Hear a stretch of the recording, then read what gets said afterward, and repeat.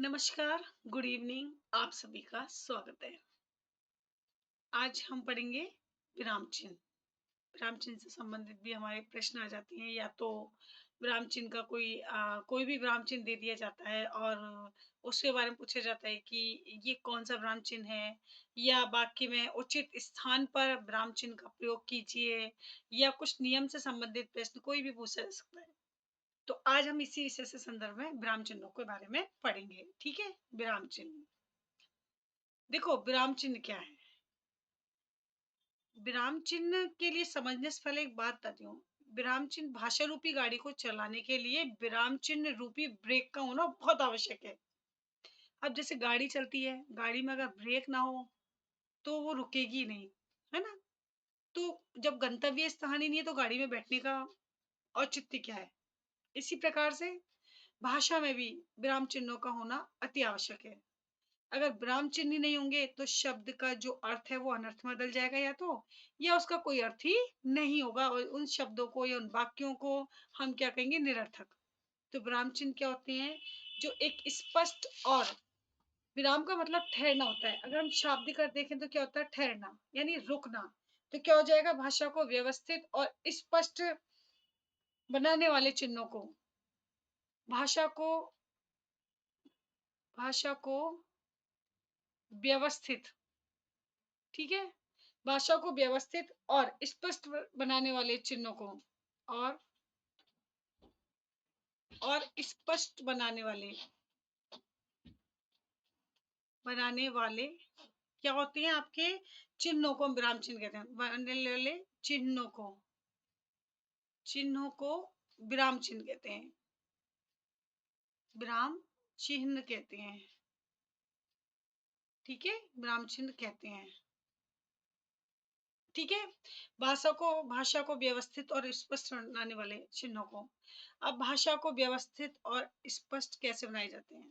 देखो, जैसा कि मैंने कहा कि भाषा रूपी गाड़ी, अगर भाषा जो गाड़ी है ये अगर इसमें विराम चिन्ह नहीं यानी ब्रेक नहीं है तो उसका कोई अर्थ नहीं है।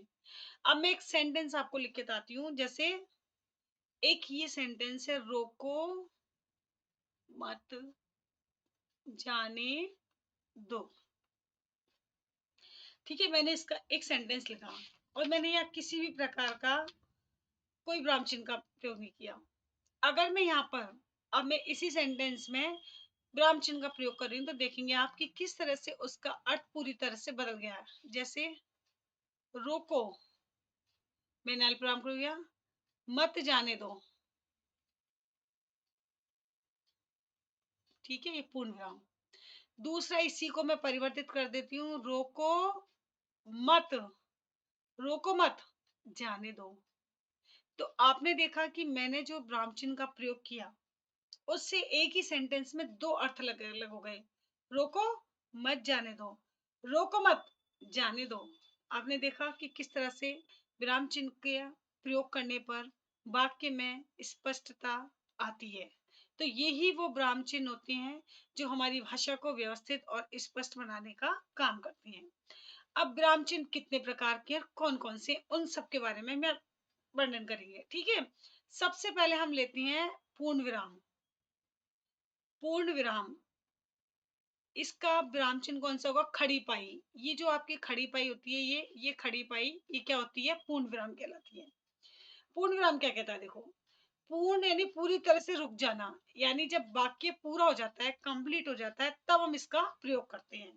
और आपने देखा होगा कि पूर्ण विराम का प्रयोग जो होता है सिर्फ दो जगह नहीं होता है। कौन कौन सा? एक तो आपका प्रश्नवाचक वाक्य और आपका विस्मयादिवाचक वाक्य को छोड़कर।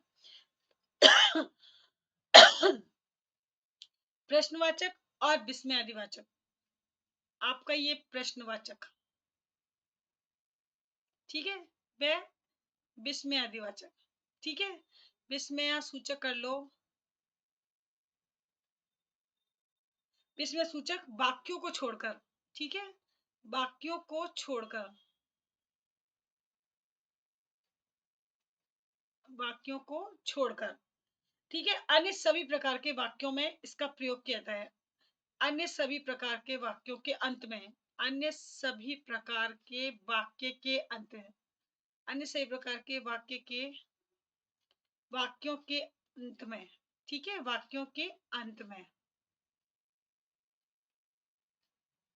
पूर्ण विराम का प्रयोग होता है। वाक्य के अंत में होता है, ध्यान रखना, ठीक है ना। आप सोचो कि नहीं हम तो कैसे भी कर देते हैं।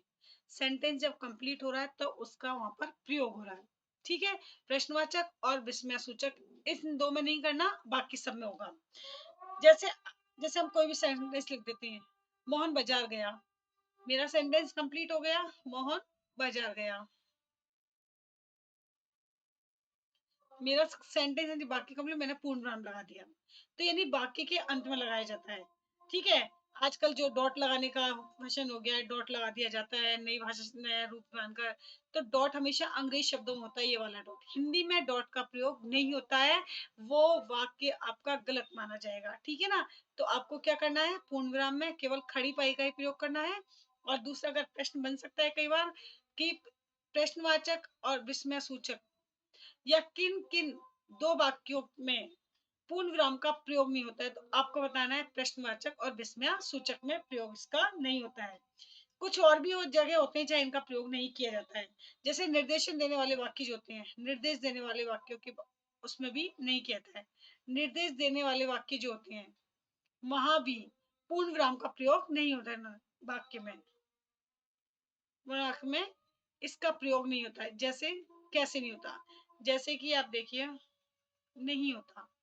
अब आपको सपोज करिए कोई निर्देश दिया जा रहा है, जैसे आपको दिया गया है कि योगा योगा करते समय निम्न बातों का ध्यान रखें।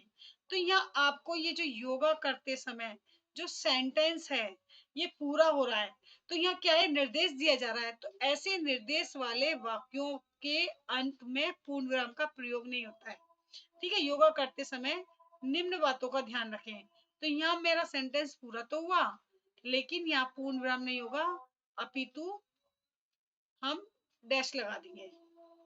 ये क्या है, निर्देशक चिन्ह का एक काम करता है एक तरह से, ठीक है। तो यहाँ सेंटेंस में यानी निर्देश वाले वाक्यों में पूर्ण विराम का प्रयोग नहीं होता है, पहली बात तो, ठीक है ना। दूसरी बात क्या होती है कि, ठीक है, और दूसरा अगर हम ऐसे ही एक सेंटेंस और दूसरा दे लें, जैसे बाकी के दो अंग हैं, वाक्य के दो अंग हैं, हम एक उदाहरण बता रही हूँ मैं आपको, ठीक है ना। वाक्य के दो अंग हैं, तो यहाँ भी हम क्या करेंगे, निर्देश लगा देंगे पूर्ण विराम की जगह, और उद्देश्य और विधेय जो भी आप लिखना चाहते हैं उसको लिख देंगे।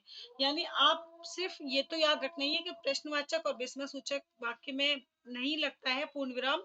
साथ ही जब हम निर्देश देते हैं या किसी सब पाठ बताते हैं, उपभाग बताते हैं, उस जगह भी आपको पूर्ण विराम का प्रयोग नहीं करना है। और पूर्ण विराम आप जानती है खड़ी पाई होता है, यानी सेंटेंस कंप्लीट हो गया और आपने क्या किया, उसको पूरा करने के बाद उसको क्या किया, वहां पर हमने पूर्ण विराम का प्रयोग कर दिया, ठीक है। अब दूसरा हम देखते हैं, आपका आता है अल्प विराम। देखो हम स्टेप बाय स्टेप बढ़ेंगे, जैसे सेंटेंस पूरा हो गया तो हमने लगाया पूर्ण विराम। अब दूसरा पढ़ते हैं हम अल्प विराम। अल्प विराम, अल्प का मतलब ही होता है थोड़ा, थोड़ा सा। विराम यानी रुकना। तो अल्प विराम का मतलब क्या हुआ, थोड़ा सा रुकना। तो इसका देखो, इसका चिन्ह क्या है, ये इसका, जिसे आप कॉमा कहते हैं, क्या कहते हैं, कॉमा। ये इसका क्या है, विराम चिन्ह इसको बोलते हैं, है ना। और इस विराम चिन्ह को क्या बोलते हैं, अल्प विराम। अल्प का मतलब क्या हुआ करते हैं, थोड़ा सा, विराम यानी रुकना। जहां हमें थोड़ी सी देर रुकना पड़े, वहां इस विराम चिन्ह का प्रयोग किया जाता है। क्या किया जाता है इस विराम में, यानी बोलते लिखते समय, बाकी में थोड़ा समय रुकने के लिए अल्प विराम का प्रयोग किया जाता है, बोलते और लिखते समय। बोलते बोलते समय तो क्या हम रुक जाएंगे, और लिखते समय इसका प्रयोग करेंगे।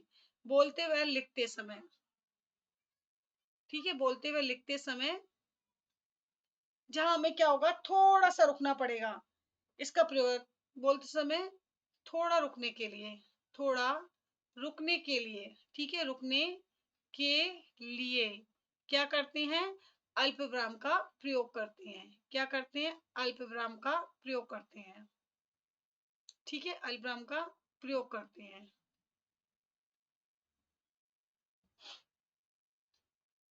ठीक है। इसका चिन्ह क्या है, ये है। अब देखो, अब कैसे देखते हैं, जैसे आपने किस किस जगह होता है, पहले इसको समझ लीजिए, कहाँ कहाँ इसका प्रयोग किया जाता है, इसको देखते हैं। सबसे पहले तो क्या देखते हैं, शब्द व संख्याओं को अलग करने के लिए। कोई भी शब्द है, शब्द व संख्याओं को अलग करने के लिए, ठीक है, संख्याओं को अलग करने के लिए क्या करते हैं, हम अल्प विराम का प्रयोग करते हैं, ठीक है, अलग करने के लिए, अलग करने के लिए अल्प विराम का प्रयोग करते हैं। समझ में आया? किसका प्रयोग कर रहे हैं? अल्प विराम का प्रयोग करते हैं, ठीक है। ये क्या है? ये हमारा एक नियम है। कैसे, कहाँ, मतलब कहाँ प्रयोग किया जाए तो शब्दों को, जैसे हमने कोई भी एक सेंटेंस में, जैसे मोहन, रोहन, सीता और माया बाजार जा रही हैं, तो हमने शब्द ये लिया। अब यहाँ में बोलते समय तो थोड़ी देर रुकेंगे और लिखते समय इसका प्रयोग करेंगे। जैसे मैंने कहा कि मोहन, सोहन, गीता गए, जैसे मैंने लिखा मोहन, सोहन और गीता बाजार गए, गीता स्कूल गए या विद्यालय गए, यहाँ लिख देते हैं हम, ठीक है, सिंपल सा एकदम। अब आप देखिए ये दो तीन, ये दो जो नाम है, हमने क्या शब्द को अलग करने के लिए, अब हमें अलग करना तो हम क्या करेंगे, यहाँ पर अल्प विराम का प्रयोग कर देंगे। इसे हम क्या कहते हैं? इसे हम कहते हैं कॉमा, अंग्रेजी में, और हिंदी में क्या है? अल्प विराम। यानी शब्दों को अलग करने के लिए। अब संख्याओं को अलग करने के लिए कैसे लिखते हैं? जैसे हमने लिखा 2, 4, 6, 8, 10, ये क्या है? सम संख्याएं हैं, ठीक है, सम संख्याएं हैं। अब सपोज करिए अगर मैं विराम चिन्ह नहीं लगाती हूँ, अल्पविराम नहीं लगाती हूँ, तो आप तो क्या समझेंगे, पूरे लाखों में संख्या चल जाएगी, है ना। तो हमको इनको अलग करना है, और अलग करने के लिए क्या करते हैं हम? अल्प विराम का 2, 4, 6, 8, 10, ये क्या है? सम संख्या है। तो आपको समझ में आया, इनको अलग करने के लिए किया जाता है। दूसरा क्या होता है कि जब वाक्य में जी हाँ, वाक्य की स्टार्टिंग में क्या होता है, वाक्य के शुरू में जी हाँ का प्रयोग करते हैं, है ना, आदि आने पर। वाक्य के शुरू में, वाक्य के शुरू में या आरंभ में, ठीक है, क्या होता है कि हम क्या करते हैं, जी हाँ आदि के आने पर, जैसे हमने जी बोला, हाँ बोला, आदि के आने पर,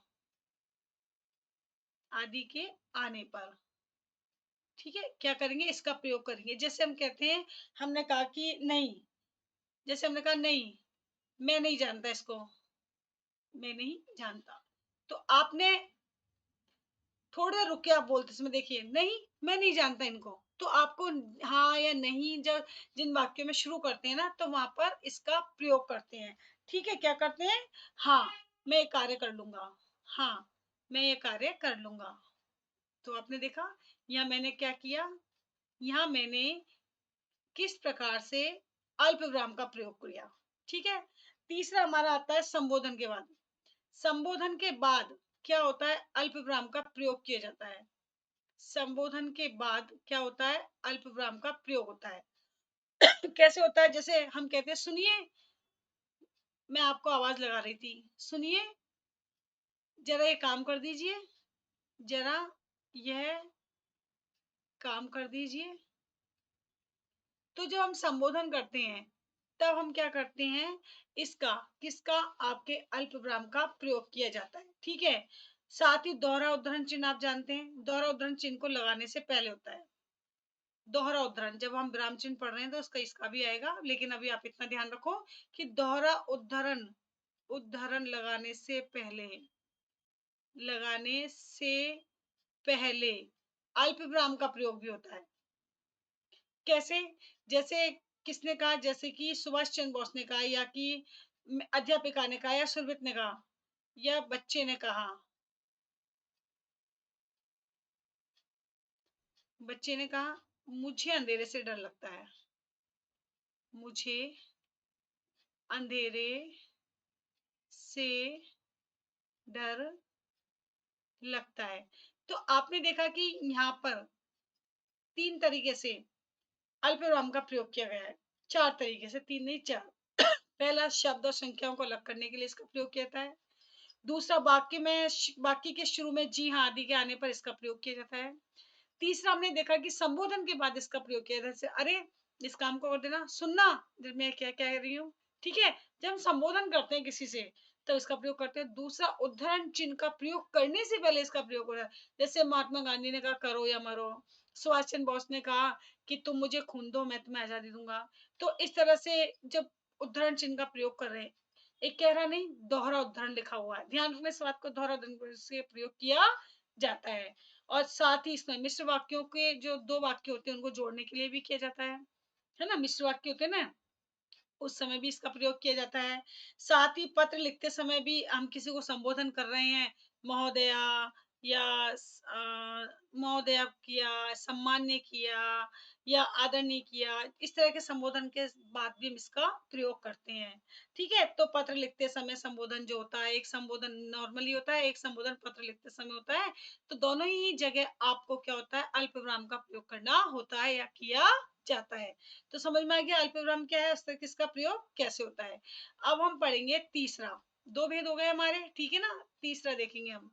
तीसरा क्या कहता है, ये था हमारा अल्पविराम और तीसरा है हमारा अर्धविराम। क्या है? अर्धविराम चिन्ह। अर्धविराम चिन्ह क्या कहता है, देखिए, यानी सेमीकोलन। इसको कैसे लिखा जाता है, इस तरीके से सेमीकोलन कहते हैं। वो तो क्या कॉमा था, ये सेमीकोलन है। अब ये क्या कहता है, यानी पूर्ण विराम से कम समय और अल्प विराम से ज्यादा समय जब हमें रुकना होता है तब इसका प्रयोग किया जाता है। मैं ये लिख देती हूँ, ठीक है? क्या कहता है ये, पूर्ण विराम से, पूर्ण विराम से क्या होता है, पूर्ण विराम से, ठीक है ना, कम, पूर्ण विराम से कम तथा अल्प विराम से ज्यादा, अल्प विराम से, अल्प विराम से क्या होता है, ज्यादा रुकने के लिए, अल्प विराम से ज्यादा रुकने के लिए, ज्यादा रुकने के लिए, ठीक है, ज्यादा रुकने के लिए क्या होता है, अर्ध विराम का प्रयोग किया जाता है। यानी दोनों के बीच की स्थिति है, ना तो हमें पूरी तरह रुकना है ना थोड़ा सा रुकना है, थोड़ा ज्यादा रुकना है, अर्ध विराम का प्रयोग किया जाता है। ठीक है, अर्धविराम का प्रयोग किया जाता है। तो ये क्या होता है, अर्धविराम, नॉट अल्प विराम, ध्यान रखना इस बात का। अब कैसे होता है, जैसे एक दूसरे से गुथे छोटे छोटे वाक्यों में कहाँ होता है, देखो, एक दूसरे से, एक दूसरे से गुथे, यानी ये जुड़े हुए वाक्य होते हैं ना एक दूसरे से, यानी एक ही सेंटेंस होता है लेकिन उसमें छोटे छोटे सब सेंटेंसेस होते हैं, तो वहां पर इसका प्रयोग होता है, एक दूसरे से गुथे हुए। ठीक है, एक दूसरे से गुथे हुए छोटे छोटे उपवाक्यों में, छोटे छोटे उपवाक्यों में, उपवाक्यों में क्या है, अर्धविराम का प्रयोग होता है। किसका? अर्धविराम का, अर्धविराम का प्रयोग होता है।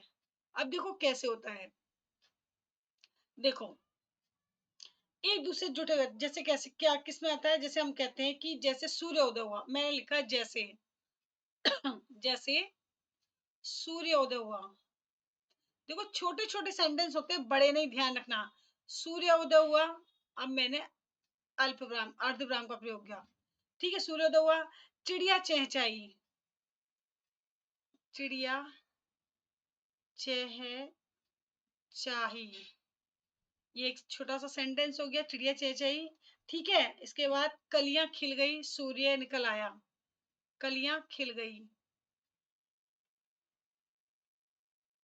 यहाँ मैंने क्या किया, यहाँ भी मैंने ये आपका अर्धविराम का प्रयोग कर दिया। ठीक है, तो आपने देखा है, और वातावरण में एक अनोखा बन गया। ठीक है, वातावरण खुशनुमा हो गया, और वातावरण खुशनुमा हो गया।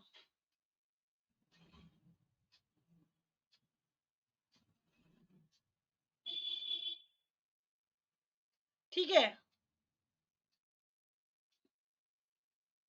प्रकृति मुस्काई भी लिख देते हैं यहाँ पे, प्रकृति मुस्काई और वातावरण खुशनुमा हो गया। तो आपने देखा कि छोटे छोटे गुथे हुए, यानी एक ही वाक्य सेंटेंस है लेकिन छोटे छोटे सेंटेंसेस हैं। तो यहाँ पर मैंने क्या किया, यहाँ पर मैंने इनका अल जो आपका अर्ध विराम है इसका प्रयोग किया और इस चिन्ह को लगाकर सेंटेंस को पूरा किया। इसका मतलब छोटे छोटे उपवाक्य, सेंटेंस तो एक ही है लेकिन वो टुकड़ों में बटा हुआ है, यानी थोड़ी देर के लिए रुक रहा। हम ये तो नहीं कह सूर्योदय चिड़े चेचे कले खिल गई, हम क्या कहते हैं, सूर्योदय हुआ, चिड़िया चहचहाई, कलियां खिल गई, प्रकृति मुस्काई और वातावरण खुशनुमा हो गया। तो हमें बोलते समय भी इस बात का विशेष ध्यान रखना है कि कितना रुकना है और लिखते समय भी हमें इस बात का ध्यान रखना है कि यहाँ कौन-सा विराम चिन्ह का प्रयोग किया जाएगा, ठीक है?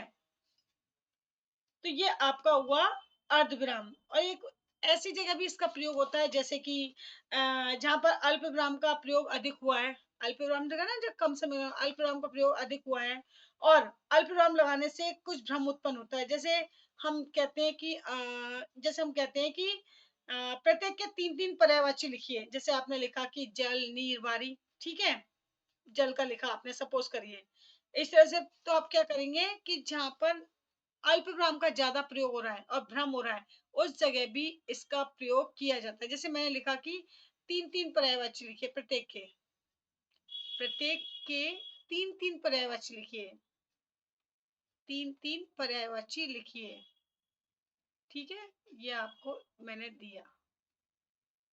अब आपको लिखा जैसे जल, जल का आपने डैश लगाया, क्या लिखा कि नीर, तोय, बारी, ठीक है? आपने ये लिख दिया, कुछ भी लिख दिया, ठीक है? बारी। अब आप इसी जगह कंटिन्यू करना चाह रहे हैं, तो आप क्या करेंगे, आप यहाँ पर क्या करेंगे, इस अर्धविराम का प्रयोग कर देंगे और किसी दूसरे पर्यायवाची को यहीं से लिखना शुरू कर देंगे। तो ये क्या होगा, ये आपका कौन-सा हो जाता है, जब अल्पविराम का बहुत ज़्यादा प्रयोग हो रहा है और कुछ भ्रम हो रहा है, तो उस जगह हम उसी ज लाइन को कंटिन्यू करते हुए उसका पर्यायवाची को लिख सकते हैं। जैसे सपोज़ करिए पृथ्वी का लिखना है आपको। तो आपने पृथ्वी लिखा तो भू, भूमि, धरा लिख दिया। भू, भूमि और धरा, ये आपने क्या किया, ये इसका प्रयोग किया। यानी आप यहाँ देखिए, यहाँ पर अल्पविराम का प्रयोग ज़्यादा है, तो यहाँ पे क्या भ्रम की स्थिति है, तो थोड़ा रुकने के लिए हम क्या करते हैं, हम यहाँ पर अर्धविराम का प्रयोग कर लेते हैं, तो ये क्या होता है, अर्धविराम कहलाता है। और आपसे ऐसे पूछा जा सकता है कि इसका प्रयोग कब होता है, यानी पूर्ण विराम से कम समय और अल्प विराम से ज्यादा समय रुकने के लिए अर्धविराम का प्रयोग होता है। आपसे पूछता है कि कौन सा प्रयोग होगा पूर्ण विराम से ज्यादा और अल्प विराम से कम के लिए, तो आपको याद होना चाहिए उस जगह अर्धविराम का प्रयोग किया जाता है। ठीक है, अब चौथा देखिए आप। चौथा है आपका उपविराम। क्या है, उपविराम। ठीक है, ये आपका उपविराम है। उपविराम क्या कहता है, कॉलन, ये आपका इसका चिन्ह हो जाता है। ये जो दो डॉट होते हैं, देखो एक डॉट के बाद ये जो कॉमा लगा वो तो अर्धविराम है, और दोनों ही डॉट जो होती है वो उपविराम होती हैं। उपविराम का प्रयोग क्या करते हैं हम, जैसे निबंध है, आपके अनुच्छेद है, कविता, कहानी के जो शीर्षक होते हैं, है ना, वहां पर किया जाता है। उपविराम का प्रयोग क्या किया जाता है, देखो लिख देती हूँ। उपविराम का प्रयोग निबंध, अनुच्छेद, आपका निबंध, ठीक है, अनुच्छेद, पैराग्राफ राइटिंग होती है ना, अनुच्छेद, या कविता का शीर्षक, कविता का आपका जो शीर्षक होता है, ठीक है, शीर्षक, यहाँ क्या होता है, इसमें शीर्षक में किया जाता है, किया जाता है, क्या किया जाता है, इसका प्रयोग किया जाता है, किसका, उपविराम का। आप कैसे करते हैं, जैसे आप देखिए, आपने लिखा कि विज्ञान, सपोज करिए एक टॉपिक था आपका जिस पे आपको लिखना था या बोलना था, तो आप शीर्षक कैसे, विज्ञान, वरदान या अभिशाप, वरदान या अभिशाप, ठीक है। आपने देखा कि ये क्या था, ये आपका क्या था, ये आपका उपविराम है। कभी आप देखना कि निबंध में, अनुच्छेद में, कविता के शीर्षक में इसका प्रयोग किया जाता है, इसको डिटेल बताने के लिए। जैसे विज्ञान क्या है, वरदान है या अभिशाप है, कोई कविता का शीर्षक है, उसको डिटेल बताने के लिए इसका प्रयोग किया जाता है, ठीक है। इसके अलावा इसमें जैसे कोई हमें वाक्य को लिखते समय भी कर देते हैं, जैसे कि इसका प्रयोग हम कई बार क्या होता है कि उस वाक्य के बाद भी क्या जाता है जिसके आगे उसकी सूची भेद लिखी होती है, इसका प्रयोग उस वाक्य के आगे भी किया जाता है जिसकी सूची या भेद लिखा होता है। जैसे आपने सपोज करिए, आपने लिखा कि संज्ञा के 3 भेद हैं। आपने ऐसे लिखा, संज्ञा के 3 भेद हैं। ठीक है, ये आपने लिखा। तो अब आप यहाँ निर्देशक चिन्ह नहीं लगा के आप क्या करेंगे, उपविराम लगा देंगे और उन भेदों के नाम लिख देंगे, जैसे कि व्यक्तिवाचक, जातिवाचक और आपका ये भाववाचक। तो इस तरह से आप इसका प्रयोग करते हैं, यानी निबंध, कहानी, अनुच्छेद, कविता में तो किया ही जाता है, साथ ही क्या किया जाता है, इसका प्रयोग वाक्य के बाद भी किया जाता है, जिनके जिनके क्या होता है, आगे उसकी सूची या भेद लिखा होता है। सूची या भेद, जैसे संज्ञा के 3 भेद है, सूची या भेद लिखा होता है, तो उस जगह भी हम क्या करते हैं, उपविराम का प्रयोग करते हैं। समझ में आया? 5वां रहेगा हमारा प्रश्नवाचक। कौन-सा रहेगा? प्रश्नवाचक। प्रश्नवाचक बहुत ही आसान है, हम इसको बहुत अच्छे से समझ सकते हैं, क्योंकि इसका प्रयोग बहुत हम करते हैं। देखिए प्रश्नवाचक चिन्ह क्या कहता है? प्रश्नवाचक चिन्ह का ये इसका चिन्ह होता है, ठीक है? इसे हम क्या कहते हैं? प्रश्नवाचक चिन्ह कहते हैं। तो प्रश्नवाचक का प्रयोग प्रश्नवाचक भावों या भाव वाले वाक्यों को पूरा करने के लिए किया जाता है। जहाँ पे प्रश्न किया जाता है या प्रश्न का भाव होता है, उस जगह क्या होता है? हम प्रश्नवाचक चिन्ह का प्रयोग करते हैं। जैसे हमने कहा कि आप यहाँ क्यों खड़े हैं? विद्यालय क्यों नहीं गए हैं? क्या आप विद्यालय जा रहे हैं? इस तरह से हम इनका प्रयोग करते हैं। तो ये कौन से होते हैं? प्रश्नवाचक चिन्ह कहलाते हैं और इसका इतना डिटेल में आपको समझने की आवश्यकता नहीं है, क्योंकि ये बहुत आसान है। प्रश्न करने के लिए प्रश्नवाचक चिन्ह का प्रयोग किया जाता है। सिंपल सी बात है, इतना समझने की कोई आवश्यकता नहीं है। ठीक है? तो आज के लिए आपके इस वीडियो में इन 5 ही चिन्हों को पढ़ाया है और इनको आपको क्या करना है? रिवाइज़ करना है।